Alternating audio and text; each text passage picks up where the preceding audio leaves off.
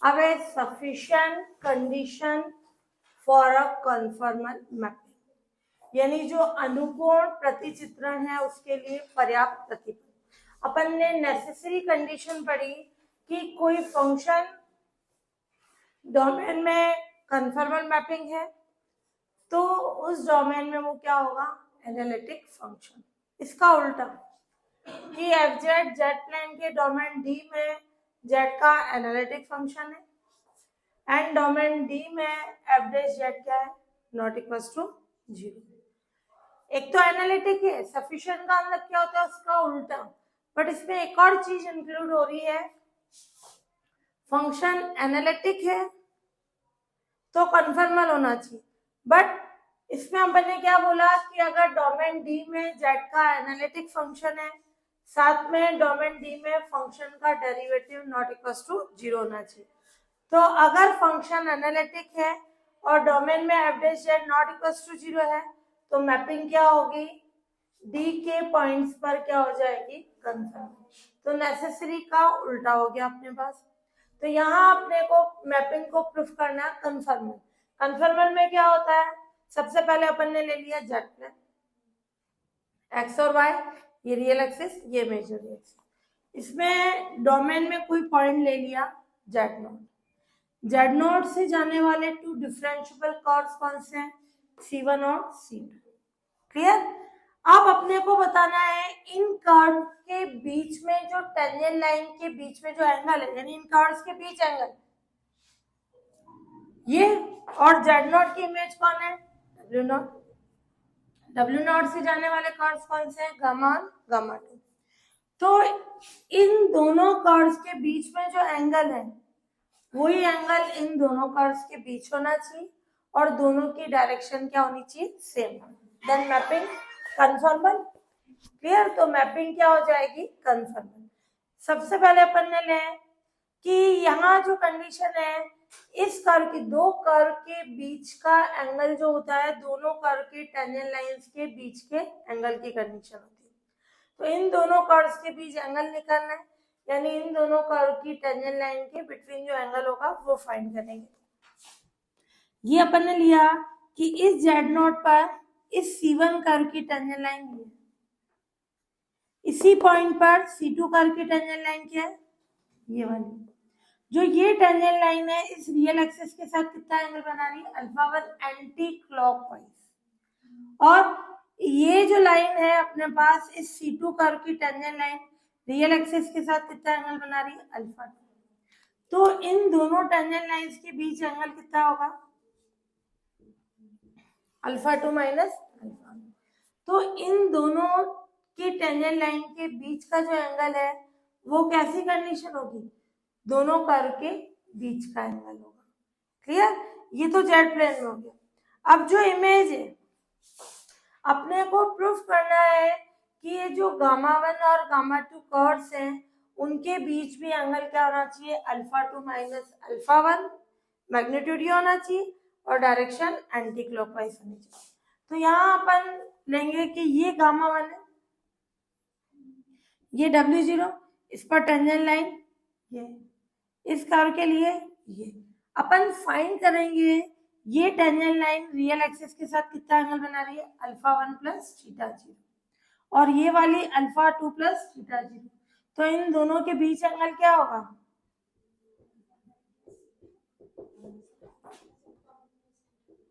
यानी alpha 2 minus alpha. उससे angle का मैग्नीट्यूड सेम हो गया और डायरेक्शन भी बता देंगे सेम हो जाएगी, देन ये कंडीशन प्रूफ हो जाएगा। क्लियर। तो यहाँ अपन ने क्या ले लिया, लेट जेड प्लेन में डोमेन डी कोई पॉइंट क्या है,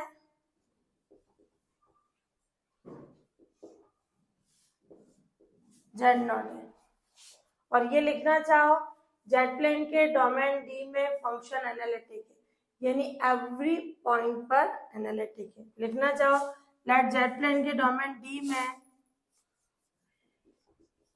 F Z for all Z के लिए कैसा है, analytic. And F dash Z क्या है, नॉट इक्वल टू 0। अपने को प्रूफ करना है कि डोमेन डी में मैपिंग कन्फर्मेबल है। टू प्रूव डोमेन डी में मैपिंग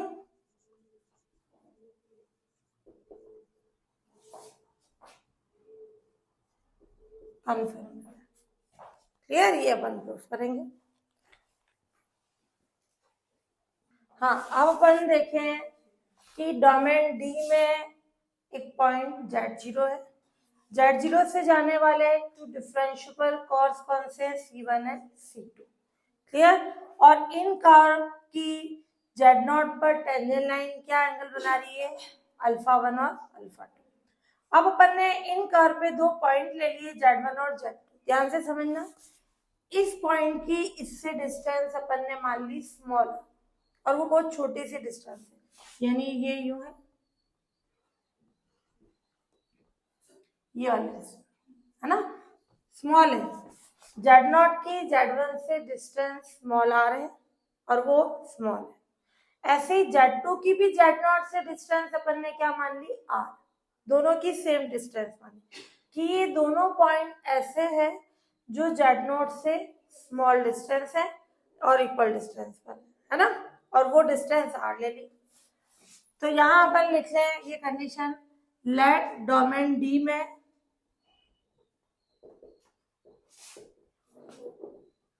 पॉइंट Z0 से जाने वाले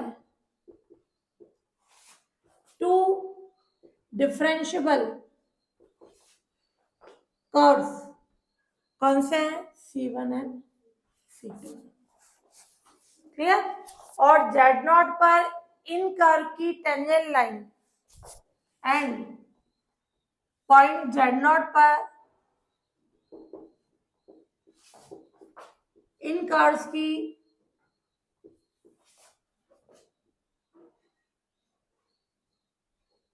टेंजेंट लाइन जो है रेस्पेक्टिवली, यानी क्रमशः कौन सा एंगल बना रही है, α1 एंड α2 बनाती है। इन कर्व की मतलब, यानी पहले C1 की बात की, C1 के लिए टेंजेंट लाइन होगी α1 एंड C2 के लिए होगी α2। इसके लिए अपन ने रेस्पेक्टिवली क्रमशः वर्ड यूज में ले लिया। ये आ गई condition. And let C1 and C2 curve पर पॉइंट्स कौन से ले लिए, Z1 एंड Z2 है।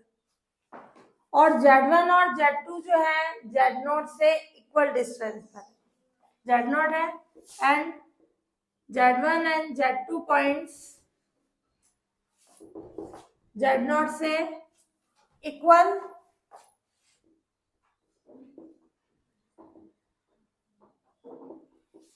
डिस्टेंस पर, वो इक्वल डिस्टेंस मान ली अपन ने, लेट कर ली। कभी भी कॉम्प्लेक्स नंबर में डिस्टेंस यूज में लेते हैं, इनके बीच मॉड आ जाता है ना, कि Z1 माइनस Z0 या Z0 माइनस Z1 का मॉड। तो इनके भी डिस्टेंस अपन ने क्या ली, इक्वल डिस्टेंस R है ना ये, एंड R क्या है, टेंस टू 0 है या R इज स्मॉल। और mod of Z2 minus Z0 वो भी क्या है। जब किसी का कॉम्प्लेक्स नंबर में मॉड हटाया जाता है तो e raise to power iota theta की फॉर्म आती है। कैसे, जैसे मान लो मैंने ले लिया mod of Z equals to R है, तो मॉड हटाएंगे तो Z R e raise to power iota theta है। कैसे, R e raise to power iota theta होता है cos theta plus iota sin theta. इसका दोनों तरफ मॉड लो, इसका मॉड क्या होगा, R cos थीटा का स्क्वायर और R स्क्वायर क्या होगा, अंडर रूट से बाहर आएगा, cos square theta plus sine square theta 1 हो जाएगा। आ रहा है? तो कॉम्प्लेक्स नंबर में किसी का भी मॉड हटाया जाता है देन थीटा की फॉर्म आती है। तो यहाँ पे अपन क्या करेंगे, जब इसका मॉड हटा रहे हैं, कॉन्सेप्ट समझ आइए, तो Z1 माइनस Z0 क्या होगा, R e raised to power iota theta 1। Theta 1 कौन है? ये Z0 पर मैं टेंजेंट लाइन लूंगी, ये बनाना मत, नहीं तो सब मिक्स हो जाएगा। Z1 पर जो टेंजेंट लाइन है रियल एक्सिस के साथ जो एंगल बनाती है वो थीटा 1। ये Z1 पर टेंजेंट लाइन पहले वाली Z0 पे थी, अल्फा वाला इसका कॉन्सेप्ट था इसका। अब ये Z1 पर टेंजेंट लाइन ली वो थीटा 1। ऐसे इसके लिए Z2 minus Z0 R e raised to power iota theta 2, where theta 1 theta 2 क्या है, क्रमशः यानी रेस्पेक्टिवली Z1 एंड Z2 पर खींची गई टेंजेंट लाइन का रियल एक्सिस के साथ एंगल है। क्लियर? ये मेंशन कर देना। ये आ गई कंडीशन। अब ये आर अपन ने लिए स्मॉल, छोटी सी डिस्टेंस, जैसे मैंने ये बनाया Z0, ये Z1 पास पे ही है, इस पे खींची गई टेंजेंट लाइन, ये कितना है, अल्फा। इस पे खींची गई टेंजेंट लाइन, इसका कितना है एंगल, थीटा। जब ये पॉइंट इसकी तरफ आ जाएगा, Z1 Z2 की तरफ, Z0 की तरफ आ रहा है, तो R किसकी तरफ टेंड करेगी, जीरो। छोटी ये डिस्टेंस जीरो की तरफ टेंड करेगी। ये पॉइंट इधर से इधर आ रहा है तो इनके बीच डिस्टेंस कम होती जाएगी, यानी टेंड्स टू जीरो। जब इनके बीच डिस्टेंस कम होती जाएगी तो इसका थीटा भी तो टेंड हो जाएगा अल्फा 1 की तरफ, क्योंकि थीटा 1 कौन था, इस पर Z1 पर खींची गई टेंजेंट लाइन का रियल एक्सिस के साथ एंगल था। तो जब ये इधर शिफ्ट हो रहा है, इधर से इधर, ये पॉइंट इधर से इधर हो रहा है, तो डिस्टेंस भी जीरो की तरफ टेंड कर रही है। डिस्टेंस भी जीरो की तरफ टेंड कर रही है तो इसका थीटा 1 भी किसकी तरफ टेंड करेगा, अल्फा 1 की तरफ।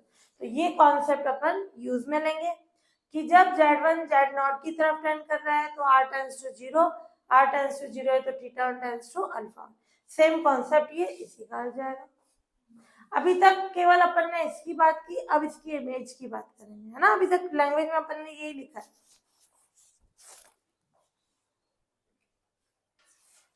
अब ले लें जो ट्रांसफॉर्मेशन है,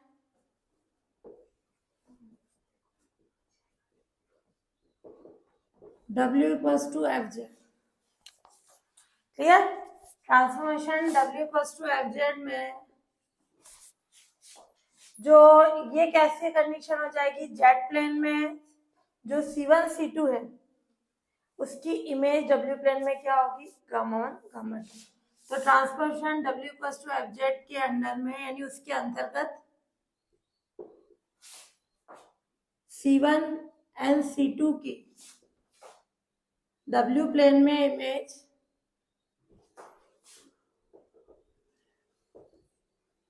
क्या है, गामा 1 एंड गामा 2 कर्व। ये वो भी कर्व कैसे है, डिफरेंशिएबल।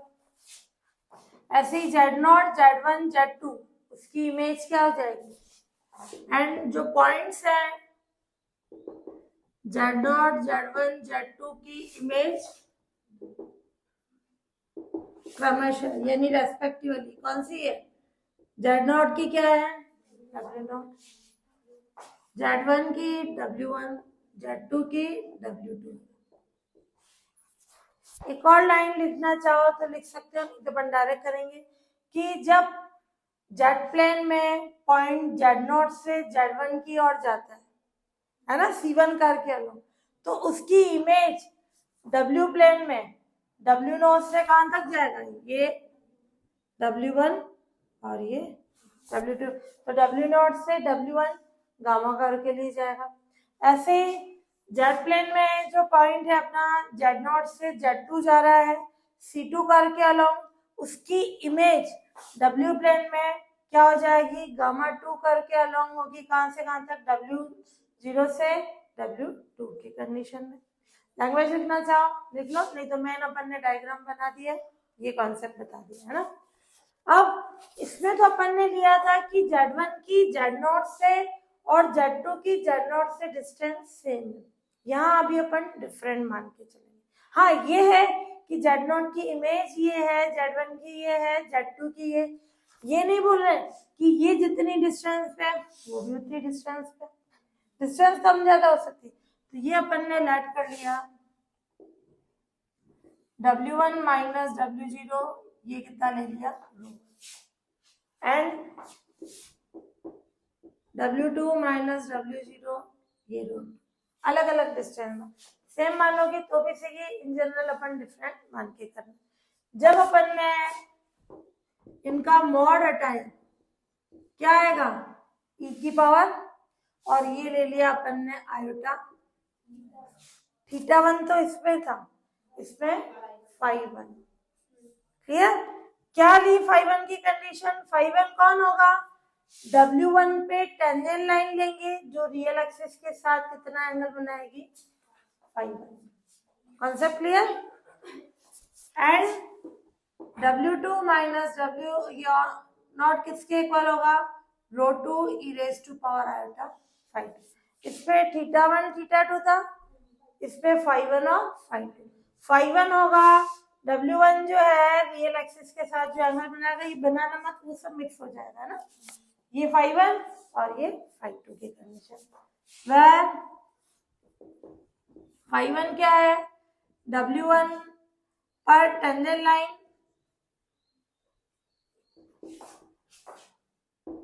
रियल एक्सिस के साथ कौन सा एंगल बनाती है, φ1, और φ2 क्या है, W2 पर टेंजेंट लाइन रियल एक्सिस के साथ कौन सा एंगल बनाती है, φ2 की कंडीशन। अब अपन ने बोला मेन कॉन्सेप्ट है फंक्शन डिफरेंशिएबल, क्लियर, और उसका डेरिवेटिव एनालिटिक है तो वो डिफरेंशिएबल होगा, उसके यूज से अपन लेंगे कंडीशन। इसको इक्वेशन मानना चाहो आगे अपन ने ली और डायरेक्ट ले लेंगे कंडीशन। तो यहाँ क्या लें अपन कि चूंकि फंक्शन fz डोमेन D में एनालिटिक है,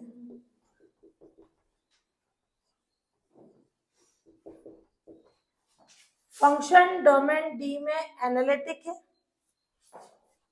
सो fz डोमेन D के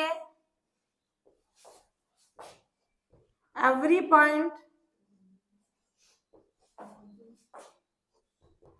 पर डिफरेंशिएबल, एवरी पॉइंट पे डिफरेंशिएबल है तो Z0 पे भी होगा, so fz point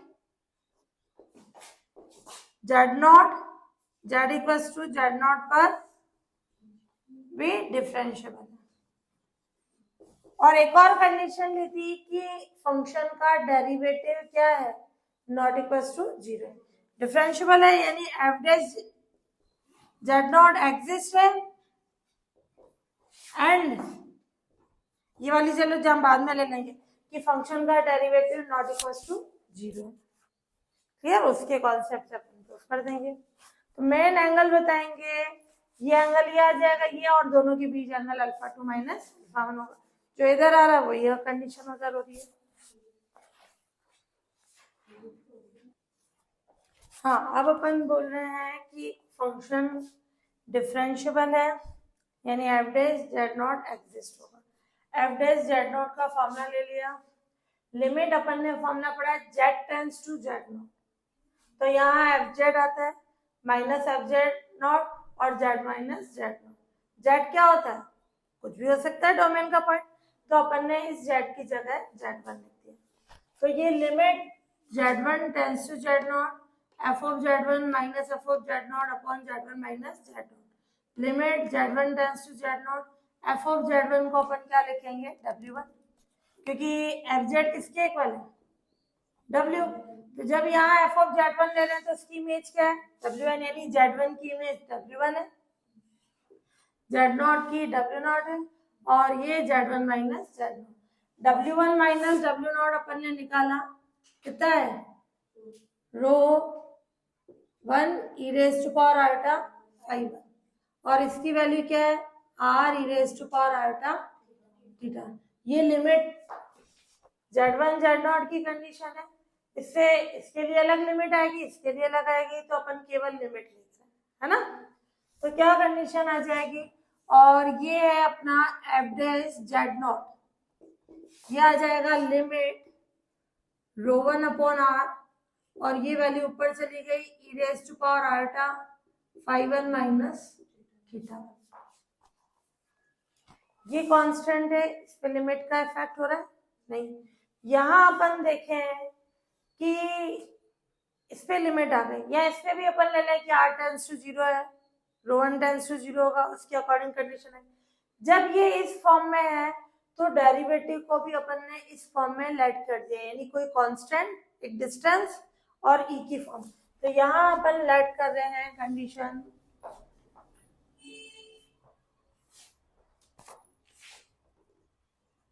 f dash Z0 को अपन ने ले लिया capital R E raise to power iota theta, इसी फॉर्म में लेट किया। तो क्या कंडीशन आ जाएगी, then R E raise to power iota theta naught किसके इक्वल हो गया, limit rho 1 upon R E raise to power iota 5 minus theta. Clear. दोनों तरफ अपन कंपेयर करा दें, ये डिस्टेंस है इस डिस्टेंस के इक्वल, ये लिमिट का इस पे इफेक्ट होगा, और ये लिमिट वाली वैल्यू इसके इक्वल।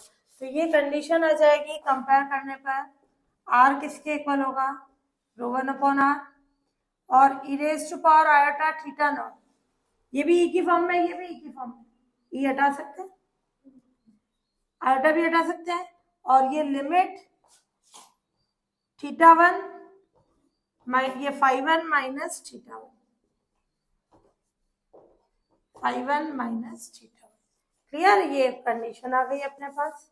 क्लियर, दोनों को कंपेयर करा दिया, और लेना चाहो इस पे भी लिमिट, लेना चाहो इस पे लिमिट की कंडीशन, तो ये लिमिट, क्योंकि R भी टेंस टू 0 होगा, ये भी होगा, तो ये लिमिट की प्रॉपर्टी से इधर भी लिमिट आ गई, इधर भी आ गई, ये वैल्यू R के इक्वल, ये एंगल इसके इक्वल, बट इन दोनों पे राइट साइड में लिमिट लग रही है तो लिमिट का यूज कर लेंगे। क्लियर, तो ये R आ गया ये, और थीटा नॉट की कंडीशन ये आ गई। इससे अपन सिंप्लीफाई कर लें कंडीशन। हाँ, अब अपन ले कंडीशन, ये R इसके इक्वल है, थीटा नॉट क्या होगा, इसकी लिमिट अलग अलग कर लो, लिमिट 5 माइनस लिमिट थीटा 1, तो लिमिट 5 कितनी हो जाएगी, theta naught plus limit theta 1। Clear, ये क्या कंडीशन होगी, लिमिट ऑफ थीटा 1 कितना है अपने पास, लिमिट 5 अपन ने निकाली थी, थीटा 1 का मतलब जब R टेंस टू 0 है तो थीटा 1 किसकी तरफ टेंड कर रहा है, अल्फा 1, तो ये कितना होगा लिमिट की कंडीशन, ये अल्फा 1 होगा। क्लियर, तो ये 5 आ गया, थीटा नॉट प्लस अल्फा 1 आ गया। सिमिलरली अपन क्या निकाल लेंगे, लिमिट 5 टू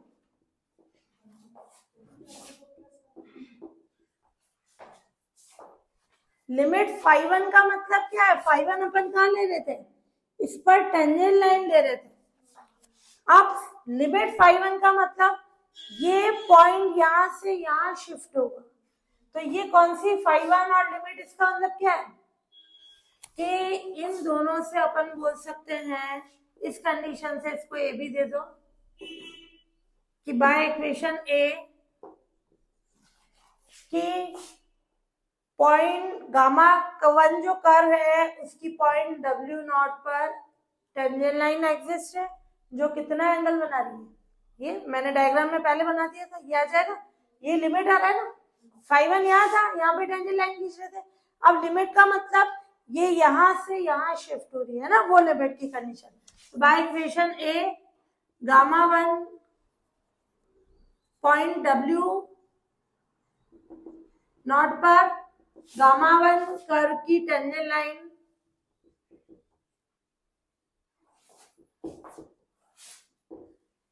रियल एक्सिस के साथ कौन सा एंगल बना रही है, थीटा डॉट प्लस अल्फा 1 बनाती है। ऐसे ही दूसरी वाली भी आ जाएगी by equation B point W naught और गामा 2 कर्व की टेंजेंट लाइन रियल एक्सिस के साथ कितना एंगल बनाएगी, थीटा नॉट प्लस अल्फा 2 बनाती है। तो इन दोनों कर्व की टेंजेंट लाइन के बीच एंगल क्या हो जाएगा, so gamma 1 and gamma 2 curve की टेंजेंट लाइन के बीच एंगल कितना हो जाएगा,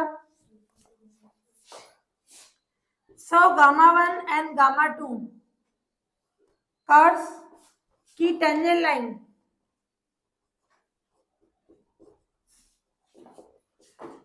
के बीच एंगल कितना होगा, लेस कराएं अल्फा 2 प्लस थीटा नॉट, ये पूरा बड़ा ही एंगल, ये छोटा ही है, यही वाला था ना, इसमें से ये वाला लेस करा दे, ये आ जाएगा, ये आ गया अल्फा 2 माइनस अल्फा 1। ये कौन सा एंगल है, जो कि कर्व C1 एंड C2 की पॉइंट Z डॉट पर टेंजेंट लाइंस के बीच का एंगल है। क्लियर, ये प्रूफ करना था। एंड ये डायरेक्शन अपन कैसे ले लेते हैं, एंटी क्लॉकवाइज, ऑब्वियसली इसमें भी एंटी क्लॉकवाइज होगी। And C1 and C2 curve के बीच, ये प्रूफ करने की जरूरत नहीं, डायरेक्ट ये ना एंगल की डायरेक्शन बस इक्वल है किसके, गामा 1 एंड गामा 2 कर्व के बीच एंगल की डायरेक्शन, दोनों के एंगल की डायरेक्शन क्या हो गई, same. So FZ equals W equals to FZ mapping domain D में कन्फर्मल मैपिंग।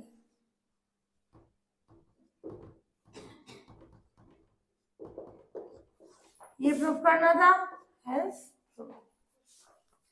फंक्शन एनालिटिक लिया और उसका डेरिवेटिव डोमेन में 0 नहीं था, है ना, तो अपने को कन्फर्मल प्रूफ करना था। कन्फर्मल का मतलब इन दोनों कर्व के बीच एंगल और इसकी जो इमेज है ये गामा 1 गामा 2 कर्व, इनके बीच एंगल, दोनों एंगल सेम होने चाहिए, सेम आ गए, क्लियर, और दोनों की डायरेक्शन भी सेम होनी चाहिए, सेम हो गई, तो उससे वो कन्फर्मल हो गई।